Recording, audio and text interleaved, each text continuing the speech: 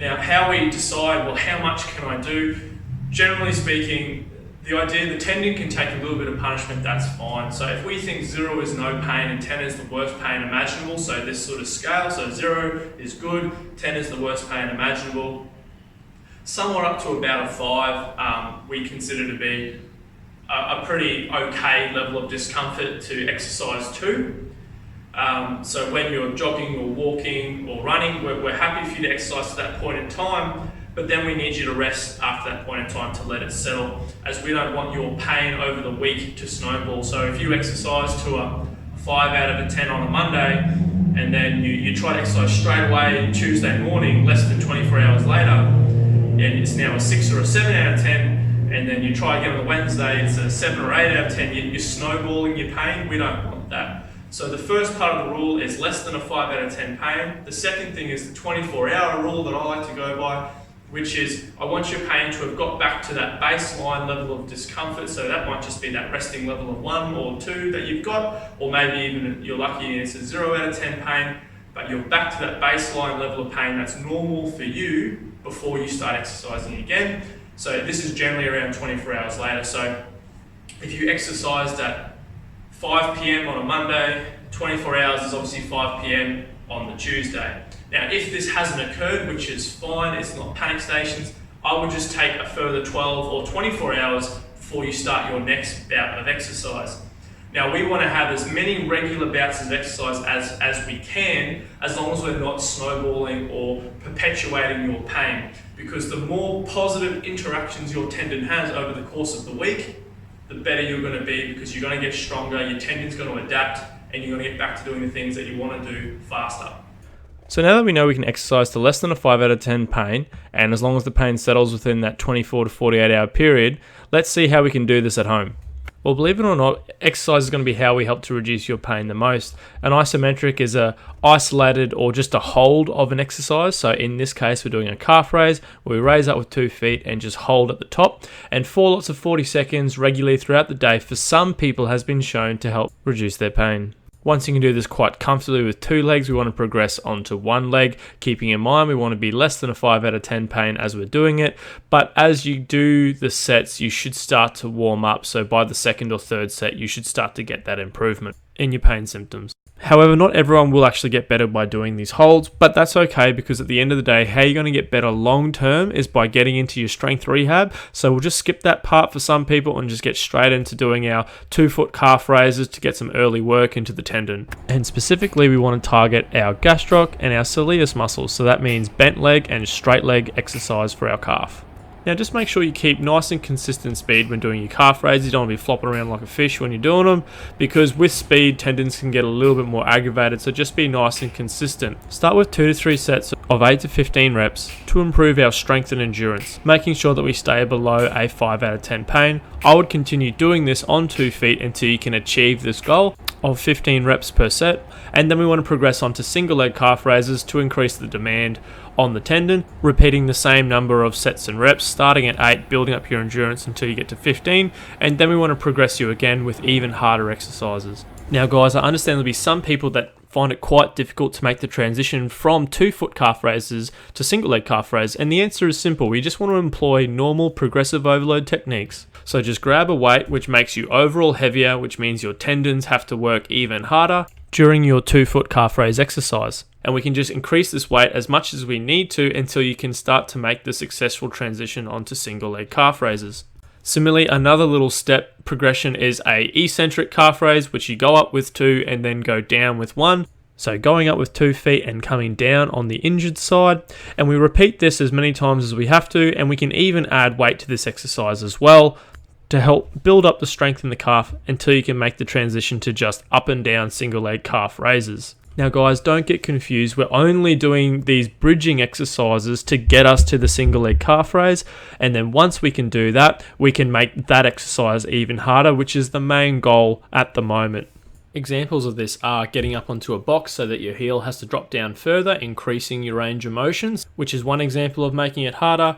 From here, we can go another level and add a weight. So we've got the increased range of motion plus the weight to make the exercise twice as hard. but you don't have to increase every variable. You can just pick one, so it might just be you go from the floor and increase the weight, or we go to the box because you don't have weights at home. We just want to keep progressing and making our single leg calf strength better until such time that you can return to sport. Now, of equal importance is strengthening the soleus muscle, which is the other calf muscle we mentioned earlier, as it has a really important role to play when doing activities such as running. Now, we can set up in a bench type position or with an actual seated calf raise machine. We want to make sure that our legs are roughly at 90-degree position here, putting weight on top. Start with 15 to 20 kilos on single leg. It should be quite tolerable for the majority of people.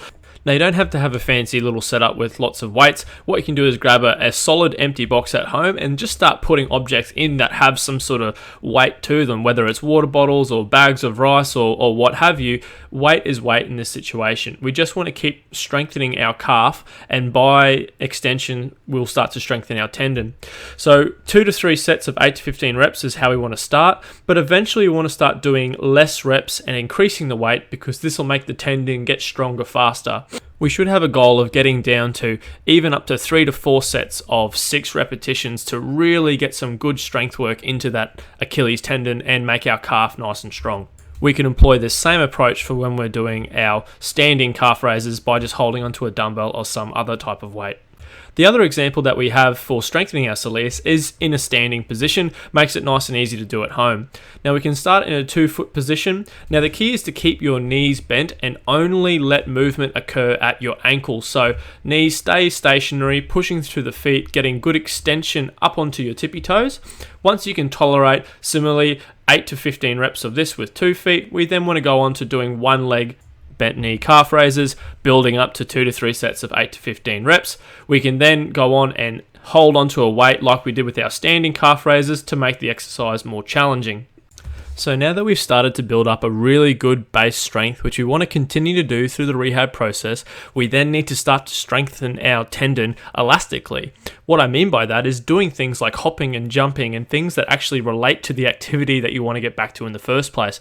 So we can't just do calf raises and then expect we can go back to sprinting. There's just too much of a jump. So what we want to do is have some little bridging exercises that allow us to get back to that high level of function. So definitely within this phase, we can start to get you back into your sport, because training for your sport's a great way to get that elasticity and that springiness back into your Achilles. We've just got to be careful about how much of your sport you allow yourself to do. So I recommend we start with 2-foot hops, trying to build up a decent level of endurance. Maybe it's a 50, maybe it's 100 2-foot hops without too much increase in our symptoms, definitely less than that 5 out of 10 pain. We can then progress on to doing single leg hops. Once again, picking a number 50 to 100, something like that, trying to build up that endurance.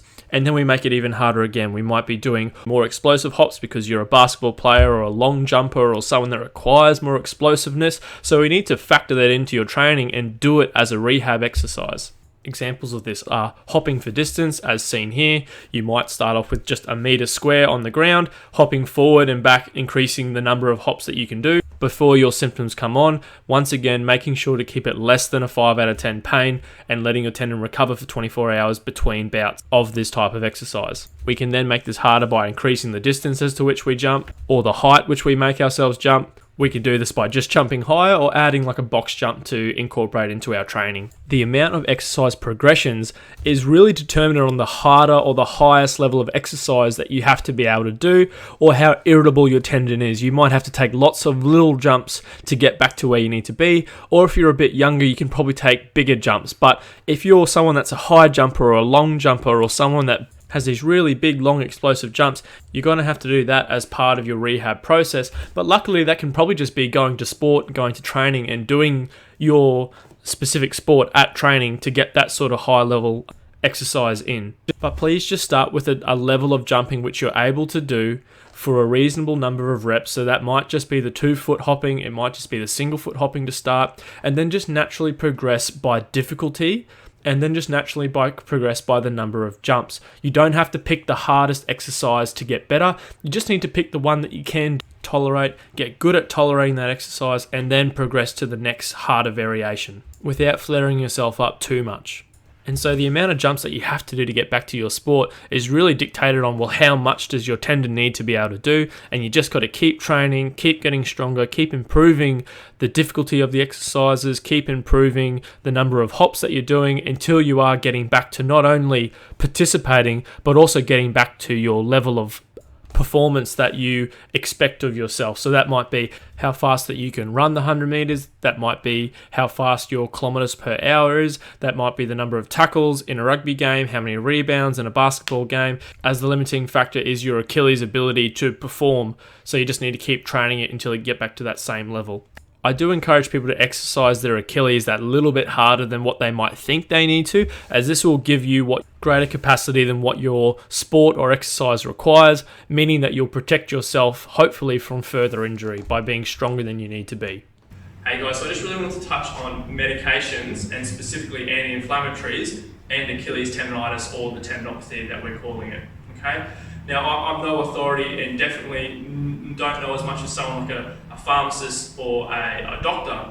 However, it is certainly something we should talk about. Now, it would make sense. Well, Alex, why don't I take anti-inflammatories that have got an inflamed tendon that makes me feel better?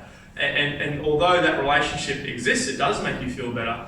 It's not actually allowing your body to heal. Inflammation is inherently a good thing. What it does is allows the body to actually start the healing process. And if you keep taking anti-inflammatories, you're sort of knocking that healing process on the head and stopping it from actually occurring and allowing yourself to get better. Off-the-shelf paracetamol has a lot less side effects than an anti-inflammatory, as it can obviously upset your guts, but also stops the healing process. A paracetamol, for example, is a much safer alternative. Now, I'm not telling you to take anything, but if you are considering that you do want to have help, you need to go and chat to a pharmacist or chat to a GP or a sports GP or a doctor, someone that knows what they're talking about with regards to drug interactions. But please don't self-medicate yourself anti-inflammatories trying to get your tendon better. And this goes for all types of tendons, not just your Achilles tendon. It goes for tennis elbows, it goes for fingers, any sort of tendon in the body. This sort of evidence rings true for. So more of just a public service announcement with regards to your Achilles. We actually want the pain to be there because that's going to help us with regards to your exercise prescription and getting you better.